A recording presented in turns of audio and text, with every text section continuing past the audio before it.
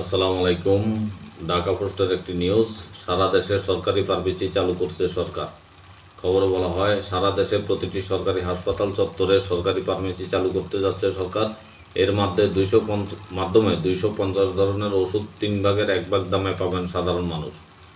গুণগত ও মানসম্পন্ন ওষুধ সবার জন্য সাশ্রয়ী মূল্যে নিশ্চিত করার লক্ষ্যে এই উদ্যোগ নেওয়া হয়েছে বলে জানিয়েছেন স্বাস্থ্য মন্ত্রণালয়। মঙ্গলবার স্বাস্থ্য ও পরিবার কল্যাণ মন্ত্রণালয়ের বিশেষ সহকারী অধ্যাপক ডাক্তার সাইদুর রহমান গণমাধ্যমকে বিষয়টি নিশ্চিত করেন। স্বাস্থ্য খাতের বিশাল চাপ ও ঔষধের উচ্চ মূল্যের কারণে অনেক রোগী চিকিৎসা খরচ বহন করতে পারছেন না, যার ফলে তারা অর্থনৈতিকভাবে দুর্বল হয়ে পড়েছেন। এই পরিস্থিতি থেকে উত্তরণের জন্য সরকার এই ফার্মেসি ব্যবস্থা একটি বড় পদক্ষেপ হিসেবে দেখছেন স্বাস্থ্য সংশ্লিষ্টরা।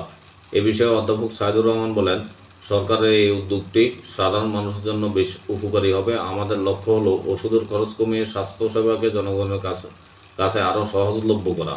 সরকারি ফার্মেসি চালু হলে এর মাধ্যমে 85% রোগীর চিকিৎসা সম্ভব হবে, যা স্বাস্থ্যখাতের একটি বড় বিপ্লবী পদক্ষেপ।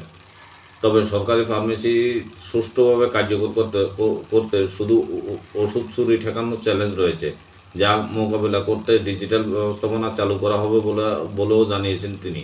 ডাক্তার সাইদুর রহমান বলেন, প্রতি বছর সরকারি ফার্মাসিউটিক্যালস কোম্পানি ইউসিএল প্রায় 1300 কোটি টাকার ওষুধ কিনে থাকে এবং এখান থেকে বাজেট বাড়িয়ে আরও বেশি পরিমাণ ওষুধ কিনে হবে।